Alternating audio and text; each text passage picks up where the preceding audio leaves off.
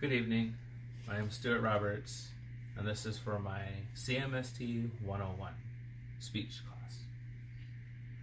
Today I will be talking about the traditional game that our Native people play called SLA-Hal. Today, my audience is my daughters, Brianne, Cyan, and Luann. Did you know that this game was created by the animals that witnessed two tribes that fought constantly over anything and everything, from land resources to food, water, women, and just if one of them passed each other, they fought. The animals got tired of seeing this dispute between these two tribes, so they created this game called SLA-Hal, or also known as Bone Game. The game consists of 11 sticks total, 5 identified,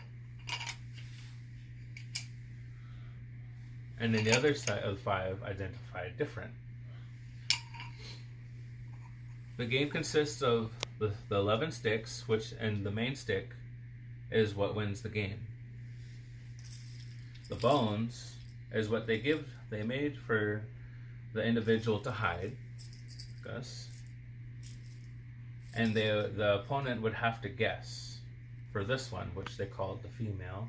This one they called the male. If they guessed the male, they forfeited a stick on either side who was guessing. If they caught this side, if they guessed the female, and then the bones would get forfeited over to the other side for the other side to have a chance to win sticks. Now the sticks were plain, and sometimes they get real fancy. And then also that went along with the game was drums that they used to sing to help energize each side. And the purpose I'm sitting on the floor is because the traditional way was that we all sat on the ground. And we used to use what we called cowet, would be a long stick on both sides. And what that was, it was a neutral line for each side. Because this game is also known as to be a trickery game.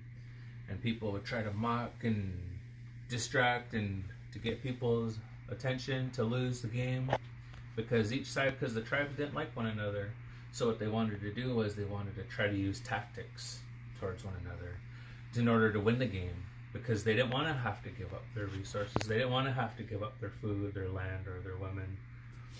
So that's what the game was created for. And today it is used for large amounts of money, and it is played all the way up North America in tribal territories, also from the west coast of Vancouver Island, even played all the way across to Oklahoma, and from down to Southwest tribes, the Midwest tribes, and pretty common around the coastal area, and up and along the coast from Washington to California. Now each tribe has their own way of how they explain the game. Some tribes, they don't use the kick stick. Some tribes, they only play with 4 sticks on each side, consist of 9 sticks total. But here, like I mentioned before, is that we play with 11 sticks. So now I'm going to go ahead and show you. My daughters will help display. This right here. This is Brianne's 5 sides. This is Luann's 5 sides. This is the kick stick. And to conclude after they go ahead and hide, Luann.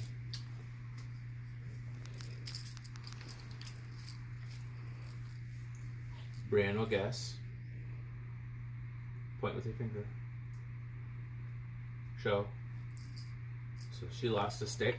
Go ahead and guess, Luann. Guess Brianne. No, just guess Brianne. Yeah.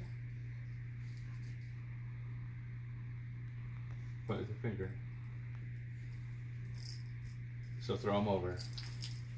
Just throw them over. So that was the example of forfeiting a stick and forfeiting bones. And now I will share a song to conclude my speech for today's class and for this assignment. and I will sing one verse or two verses. And this song is an old song that was taught to me when I was my daughter's age and played, and I still sing it to today. Oh, oh,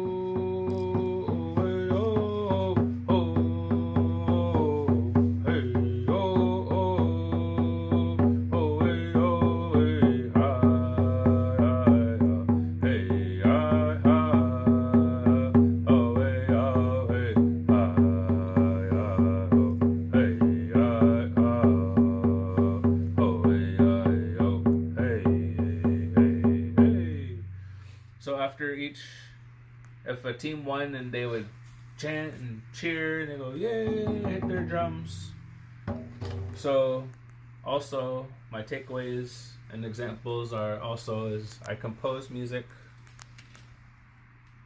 and this was my 2017 album called Boy Robert Stick Game Songs, and I carry these with me every stick game I go to, and if anyone has interest to buy any, and then I sell these musics as well for modern day music.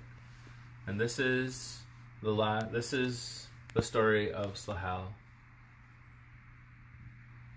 Thank you.